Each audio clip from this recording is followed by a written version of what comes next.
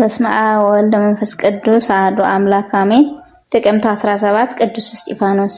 ቀዳሚ ሰማዕት ቅዱስ እስጢፋኖስ ጥቅምት 17 ማዕረገ ዲቁናን በሐዋርያት እጅ በአንብሮተ እድ የተሾመበት ዕለት ነው።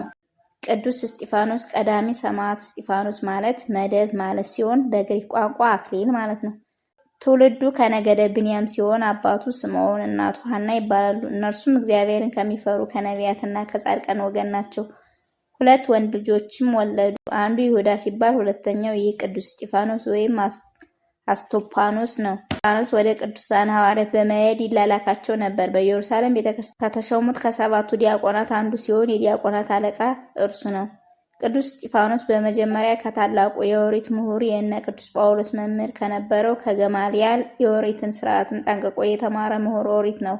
ትንቢተ ነቢያትን ያውቅና የአዳኙን መሲህ መምጣት በጸሎትና በተስፋ ሲጠባበቅ መጥመቀ መለኮት ቅዱስ ዮሐንስ የጌታችንን መንገድ ሲጠርግ ቢያገኘው ደቀ መዝሙር ሆነና በትጋት ሲያገለግለው ቆየ።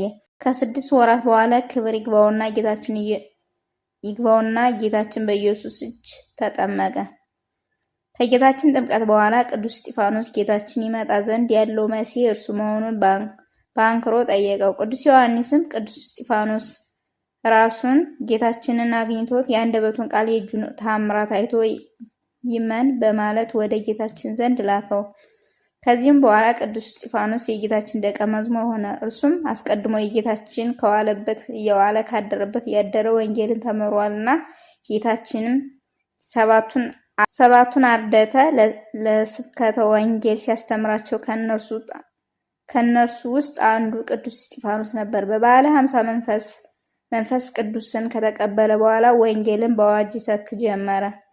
ከዚህም በኋላ ቅዱስ እስጢፋኖስ ከጌታችን ዕርገት በኋላ ለ1 ዓመት ያህል 8,000 ማህበርተኞቹን እየመራ ወንጌልን እየሰበከ ክርስትናን አስፋፋ። የሰማዕትነት መጀመሪያ የሆነው ቅዱስ እስጢፋኖስ በትምህርቱና በተአምራቱ ብዙዎችን ወደ ቀናች ሃይማኖት ስለመለሰ ክፉዎች አይሁድ ቀኑበትና የሐሰት ምስክር አዘጋጁበት። በእግዚአብሔርና በሙሴ ላይ የስድብን ቃል ሲናገር ሰምተነዋል ብለው በሐሰት ከሰሱትና በሸንጓቸው አቆሙት።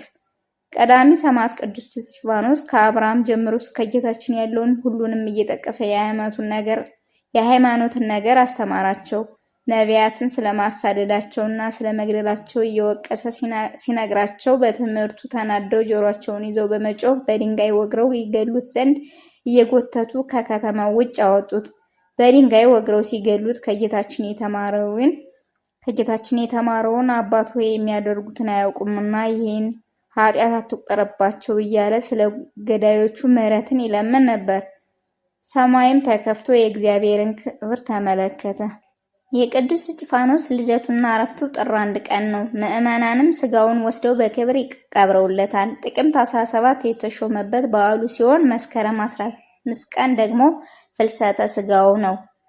ምንጭ የመስከረምና የጥቅምት ወር ስንክሳር። ቆየን።